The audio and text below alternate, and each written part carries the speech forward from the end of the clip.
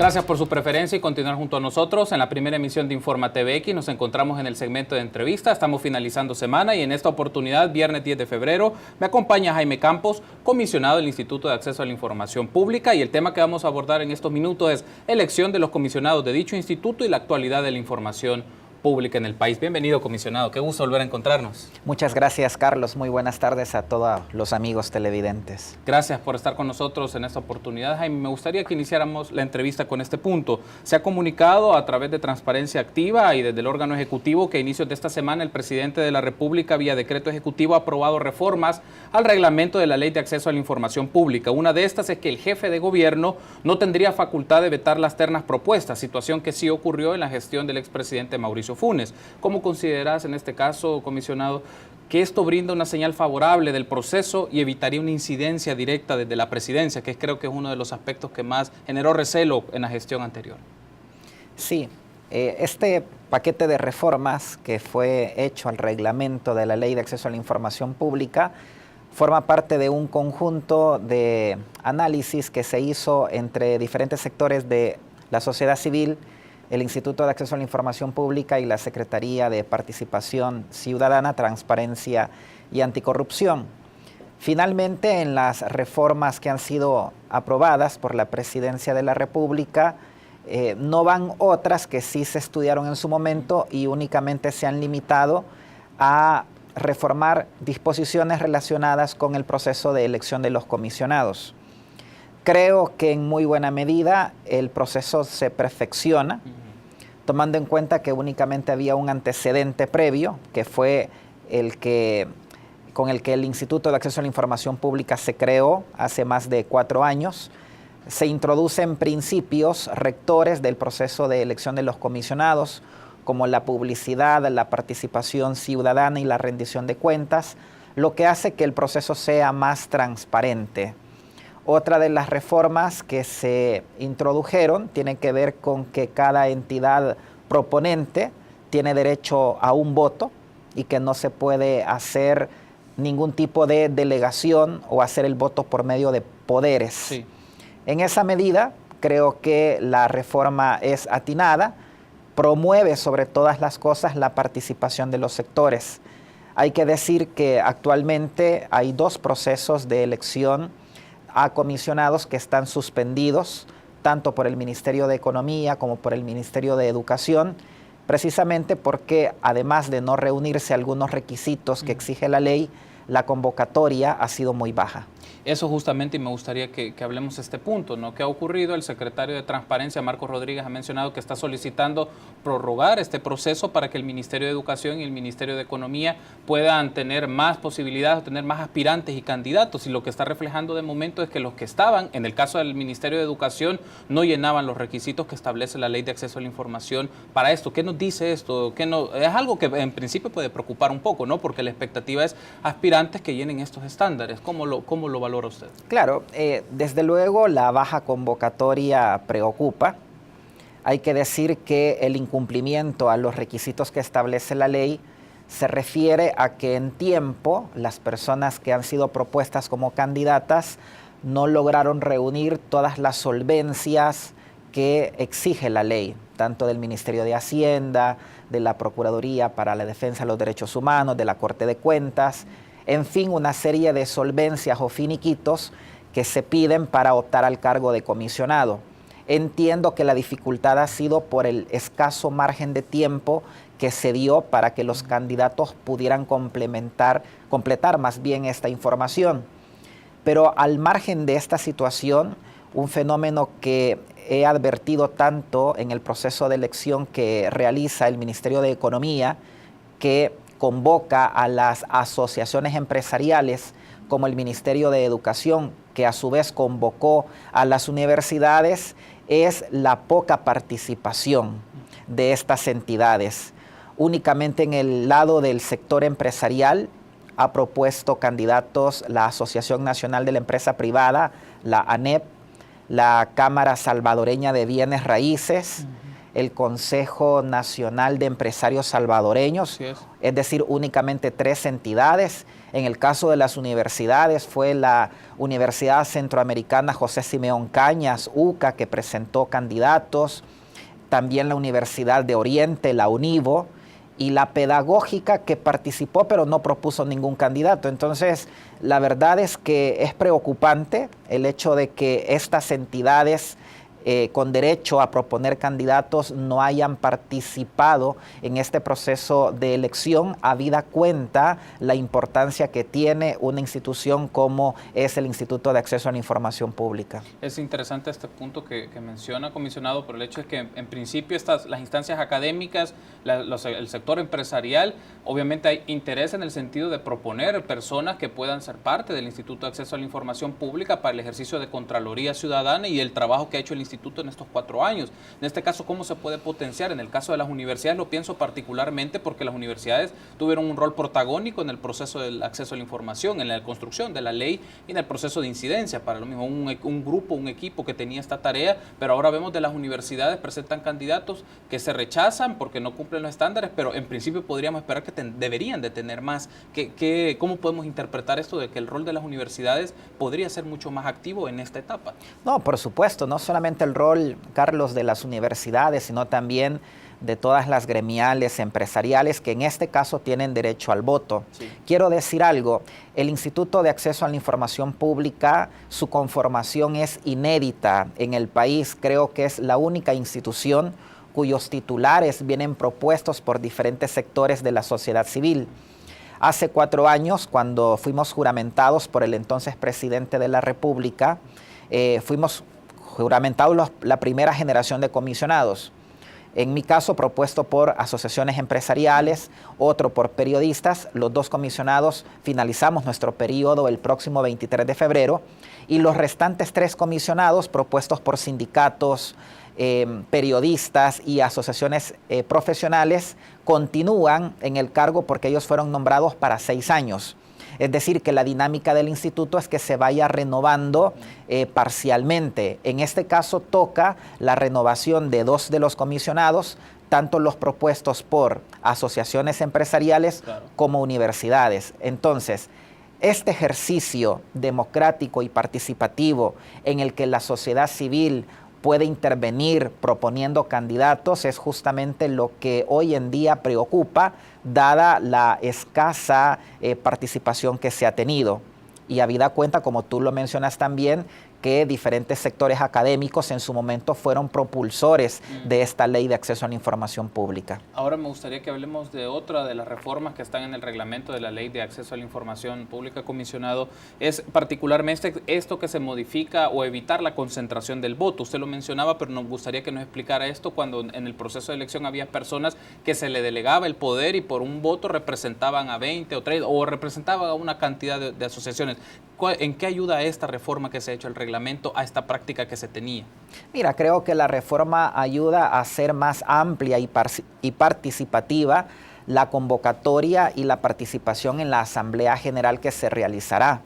Justamente todo proceso no es perfecto y en la primera experiencia que se tuvo, bueno, en el caso muy particular, en el caso de la Asociación Nacional de la Empresa Privada, el representante de la gremial tenía el poder de, creo, por lo menos 20 asociaciones y con ese poder ejerció la votación. Se busca, sobre todas las cosas, como te repito, que exista más amplia participación de los diferentes sectores y que sea democrático.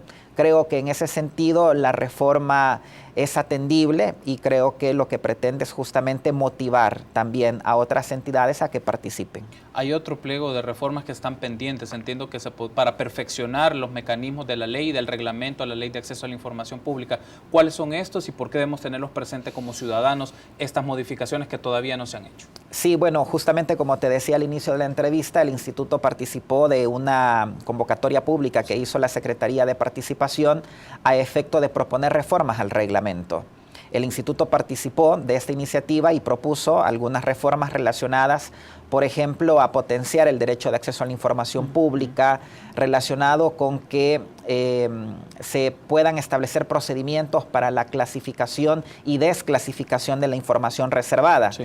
Justamente una de las reformas que finalmente no han sido aprobadas, tiene que ver con que la ciudadanía puede abocarse directamente al instituto a pedir la desclasificación de una información que aparezca como reservada en los portales de transparencia de las instituciones.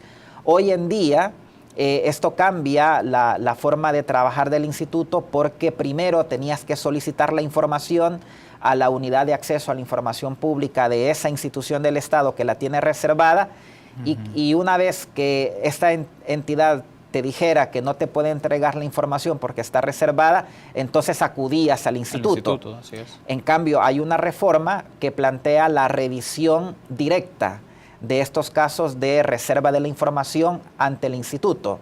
Esto beneficia porque el proceso se hace más ágil y la ciudadanía, en caso de que el instituto determine que una información debe ser pública y no reservada, no tiene por qué esperar tanto tiempo. Ese es un punto importante porque, claro, a veces también quedaba como la precaución o la sospecha de que se podía retener este tipo de proceso en las instituciones que se solicitaba. Y creo que el hecho de llevar esta reforma o que se aprobase una reforma en estas características también posiciona más el rol del instituto ante este tema, porque es una discusión sobre el tema de información reservada, la atribución o en algunos casos la discrecionalidad que puede caer en la definición de reserva de cierta información, particularmente aquella vinculada a seguridad pública o aquella que está vinculada al tema de tributación o al tema de Hacienda, que son dos puntos como muy sensibles, comisionado. Bueno, y además déjame decirte que dentro de las reformas que en su momento fueron consensuadas está el hecho de que dentro de cada institución del Estado se iba a integrar un comité de clasificación de la información, sí, una especie de comité de transparencia integrado por diferentes funcionarios de la institución, incluyendo al oficial de información, que ellos iban a determinar mediante votación colegiada cuándo una información iba a tener el carácter de reservada o no. Por otra parte, se eliminaba el requisito de la firma autógrafa en las solicitudes para facilitar justamente las peticiones de acceso a la información pública, sobre todo a través de correos electrónicos, que no necesariamente tu firma fuera escaneada, sí, sino que ese requisito se eliminaba. Y estas reformas, como te digo, vendrían a potenciar el derecho de acceso a la información pública. Desconozco, para ser muy honesto, cuáles fueron las razones que se tuvieron por parte de la Secretaría de Asuntos Legislativos y Jurídicos de Casa Presidencial para aprobar únicamente las reformas relativas al proceso de elección y no las otras que ya se habían consensuado. Estamos a punto de cerrar el primer bloque de entrevista, comisionado, pero me gustaría que hablemos, hago esta pregunta un poco general, pero para efectos de retroalimentación. ¿En qué sentido?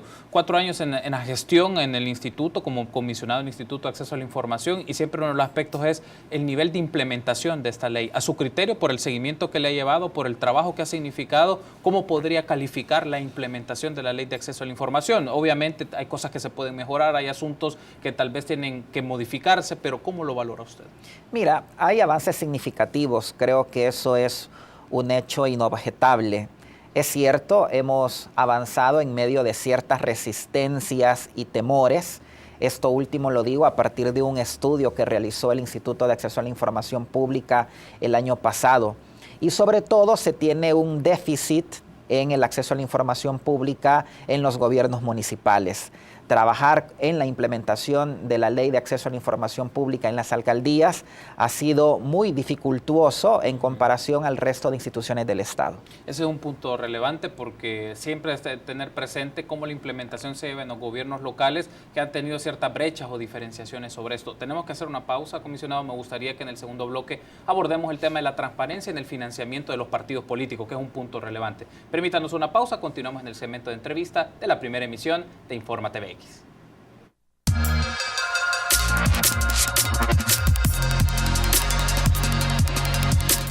Gracias por su preferencia y continuar junto a nosotros en el segmento de entrevista de Informa TVX, viernes 10 de febrero. Me acompaña el comisionado Jaime Campos del Instituto de Acceso a la Información Pública y estamos hablando de la elección de los comisionados de dicho instituto y actualidad de la información pública. Y en este bloque lo vamos a dedicar a la transparencia en el financiamiento de los partidos políticos, un asunto que es muy relevante dado que el próximo año nos vamos a encontrar en comicios, en procesos electorales. En este caso quiero aprovechar para pedirle a producción de que nos proyecte un clip de entrevista que tuvimos hace unos días con el magistrado Ulises Ríos Rivas del Tribunal Supremo Electoral, que estábamos hablando justamente del tema del financiamiento de los partidos políticos. Los quiero invitar para que veamos el siguiente clip y al comisionado para que al regresar de esto nos dé sus valoraciones. Veamos entonces el primer clip de esa entrevista.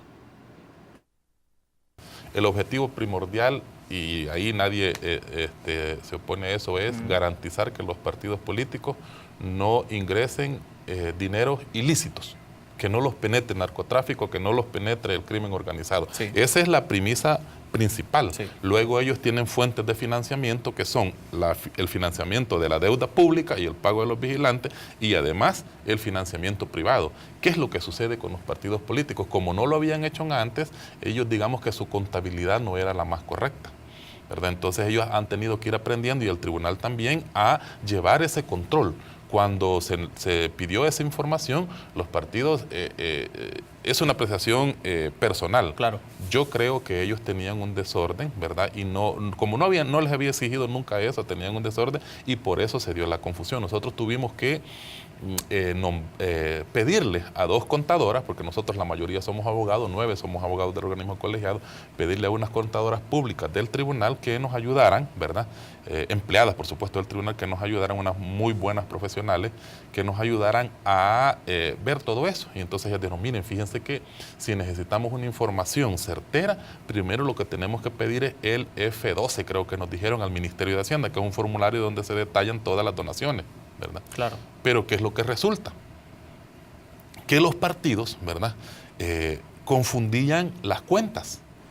Ahí teníamos entonces unas declaraciones del magistrado Ulises Rivas del Tribunal Supremo Electoral, en donde nos habla un poco de los partidos políticos. Y aquí hay un asunto. Él nos mencionaba, nos alegaba que es algo nuevo con la implementación de la ley de partidos políticos, que los partidos no tienen una contabilidad medianamente clara, pero creo que en la discusión está, los partidos políticos son institutos que tienen de larga data, hace muchos años, y mecanismos y procesos para recaudar fondos. ¿Cómo se puede valorar o se puede ejercer un contraste sobre esta idea que nos ha mencionado el magistrado del Tribunal Supremo Electoral, comisionado Campos? Bien, yo quiero comenzar diciendo que la Ley de Acceso a la Información Pública es vigente desde el año 2011, y aunque en su discusión, previo a su aprobación, se hablaba de incorporar a los partidos políticos como sujetos obligados a la transparencia, finalmente no ocurrió así, sino que 2 años después, en el año 2013, es que se dicta esta Ley de Partidos Políticos, y existe un capítulo denominado Transparencia, que es justamente las obligaciones que tienen los partidos políticos de cumplir con ciertos estándares en la entrega de alguna información que se encuentra en su poder. Lo dije esta semana durante un foro en el que participó otro magistrado del Tribunal Supremo Electoral, en el sentido que no basta, o me parece desde mi punto de vista, que es insuficiente que a fuerza de fallos los partidos políticos se transparenten. Quiero decir con esto que es necesario el acompañamiento, el asesoramiento a los partidos políticos para cumplir la ley de partidos políticos. Sí. Quiero establecer un paralelismo con lo que ocurre en México. México hoy en día tiene la mejor ley de transparencia a nivel del mundo.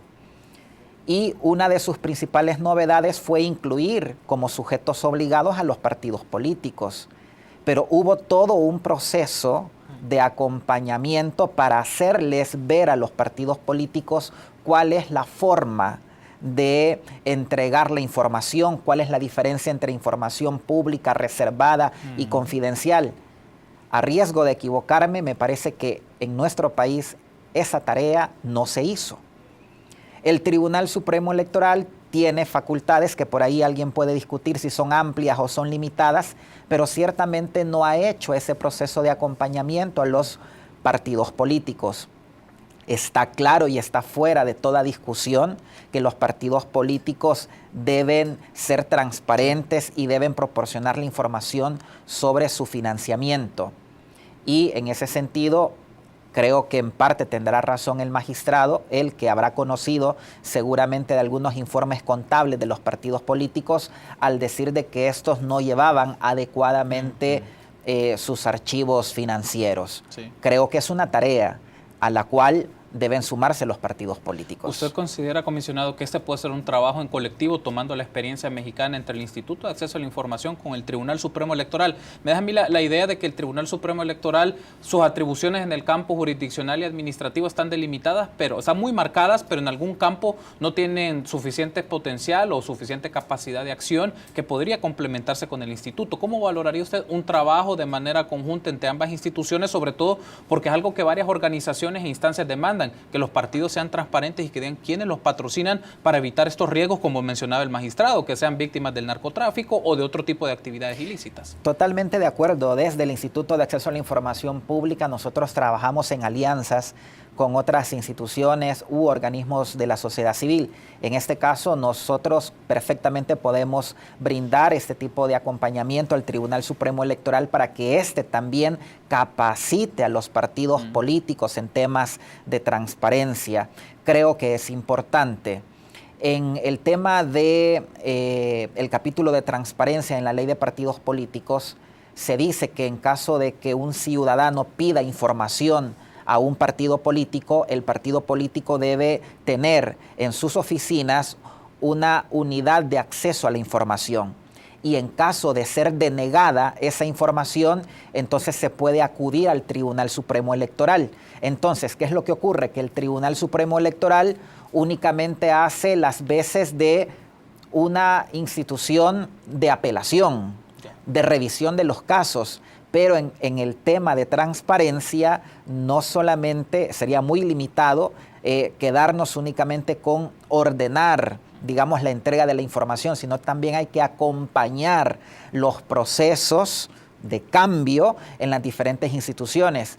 Eso es lo que nosotros hacemos con las instituciones públicas, eso es lo que debe hacer el Tribunal Supremo Electoral con los partidos políticos. Y en caso de necesitar el asesoramiento de parte del Instituto de Acceso a la Información Pública, por supuesto que estamos abiertos a ello. Tenemos otro clip de esta misma entrevista, comisionado Campos, que tuvimos con el magistrado del Tribunal Supremo Electoral, Ulises Rivas, en donde nos habla también un poco sobre la capacidad de investigación que debe de tenerse sobre el fondo, los fondos públicos y los fondos privados. Los invito a que veamos el siguiente clip de la entrevista y continuamos.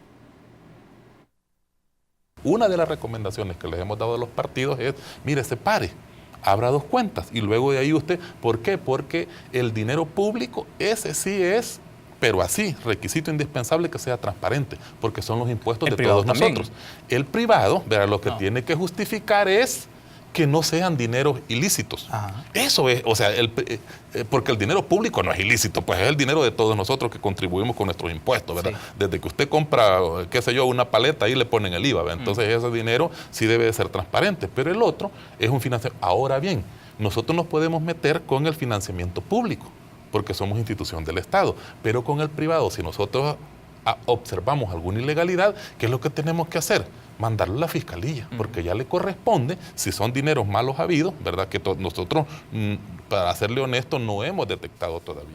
Ahí nos mencionaba entonces el magistrado Ulises Rivas en el tema de que la competencia en principio, por como puedo interpretar, la competencia clave es del Tribunal Supremo Electoral hacia los fondos públicos. No obstante, con los fondos privados que está la Fiscalía General de la República. ¿Cómo valora usted esta apreciación final que nos brindó el magistrado del tribunal, comisionado? Bueno, que en este caso la transparencia no solamente se limita al uso de fondos públicos, donde si bien es cierto hay mayor escrutinio, pero también la misma ley de partidos políticos habla de hacer transparente el financiamiento privado. Sí. En ese sentido yo disiento un poco de lo que acaba de ver del magistrado Ulises Rivas.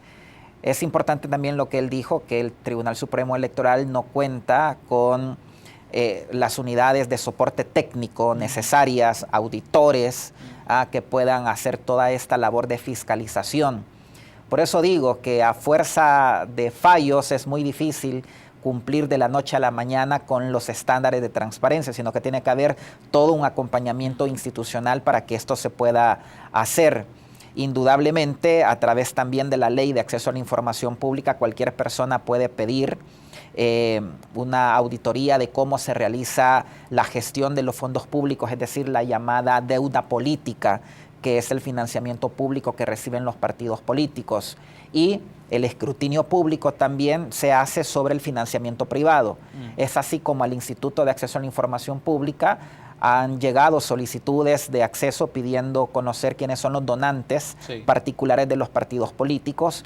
El instituto en su momento ordenó que esta información se entregara por parte del Ministerio de Hacienda, y el Ministerio de Hacienda no ha cumplido con esta orden del instituto y actualmente se está siguiendo un proceso sancionatorio por no proporcionar la información. Y justamente el campo de lo privado, el financiamiento privado, resulta como el corazón para investigar la transparencia en el financiamiento de los partidos políticos. Claro, uno de los ejemplos que tenemos visibles y que seguro la ciudadanía lo tiene presente, los fondos de Taiwán al partido Arena. ¿En qué sentido me refiero? Claro, fondos que se canalizaron por diferentes cuentas y fueron donaciones que pararon a miembros del partido político, y nos refleja este caso. ¿Cuál es entonces este riesgo? Que se vuelva a dar algo con este partido o con otro partido, este tipo de prácticas. Y todo pasa por el tema de financiamiento privado, no por deuda pública en este caso. Entonces, ¿cuál es la importancia que el Ministerio de Hacienda, el Tribunal Supremo Electoral, la Fiscalía General de la República, en el caso y en sus competencias debidas, puedan trabajar de manera organizada para esto, para evitarnos justamente estos riesgos, que campañas políticas millonarias sean pagadas por fondos que vengan de corrupción? Claro, mira, algo que deben hacer los partidos políticos, sin duda alguna, es abrirse a la población. Hay que crear partidos abiertos en los que se pueda generar la confianza ciudadana que, según la última encuesta de la UCA, los partidos políticos han perdido mucha credibilidad en la ciudadanía. Entonces, una forma de recuperar la confianza ciudadana es a partir de ser partidos abiertos y transparentes, fomentando el acceso a la información pública de su financiamiento, tanto público y privado. Y también es importante, ya estamos cerca del cierre de la entrevista, pero esto de la relación del foro en el que usted participó es el rol que tienen los privados respecto a los públicos. También no solo es el hecho de saber la fuente del dinero, de dónde proviene el dinero, también quiénes los patrocinan por un aspecto. Si son privados y pueden influir en la toma de decisiones de funcionarios públicos. Hablamos de diputados, diputadas, concejales, alcaldes, alcaldesas, en el mismo caso presidente, vicepresidente. Entonces, ¿qué tan importante es conocer y que sea cada vez lo más transparente posible, o que no sea opaco como es en este momento, quiénes son los principales patrocinadores de los candidatos y de los partidos políticos, para saber también en función de quién responden sus decisiones? Creo que es algo, y a veces se maneja como parte del tabú político en este país, que esto no se quiere hablar o se quiere dejar en segundo grado este punto, pero qué tan importante es saber el rol de los privados en el financiamiento de la política partidaria de este país. Mira, sin duda alguna, y una de las conclusiones en las que se llegó al foro es la necesidad de limitar el financiamiento privado. En otros países, por ejemplo, como en México, los partidos políticos, el financiamiento público es arriba del 95%. Eso supone que pueden ellos competir en las contiendas electorales con independencia y también con cierta igualdad.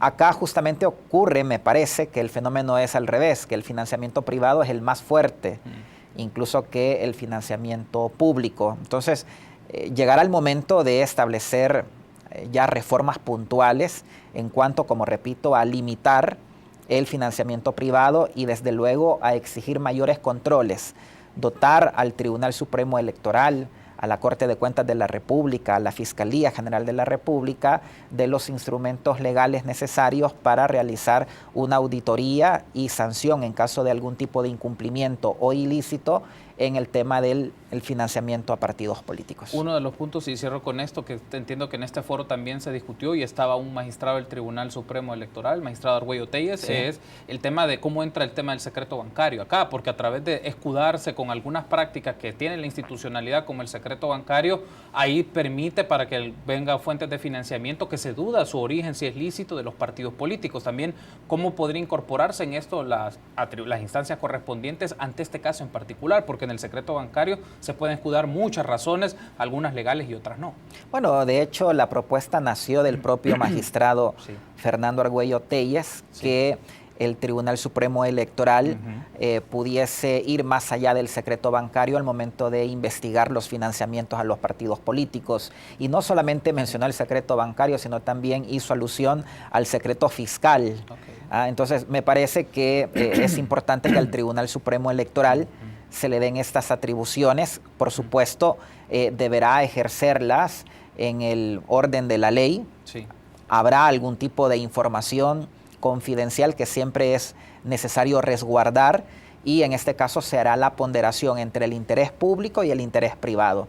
Pero por lo pronto es una iniciativa que, como repito, nació del propio magistrado del Tribunal Supremo Electoral y que ojalá encuentre eco en el seno de la Asamblea Legislativa. Ha sido un gusto, comisionado Campos. Gracias por habernos acompañado. Muchísimas gracias, Carlos, y muy buenas tardes a todos. Gracias por haber estado con nosotros. Estuvo con nosotros Jaime Campos, comisionado del Instituto de Acceso a la Información Pública. Permítanos una pausa, continuamos con más en Informa TVX.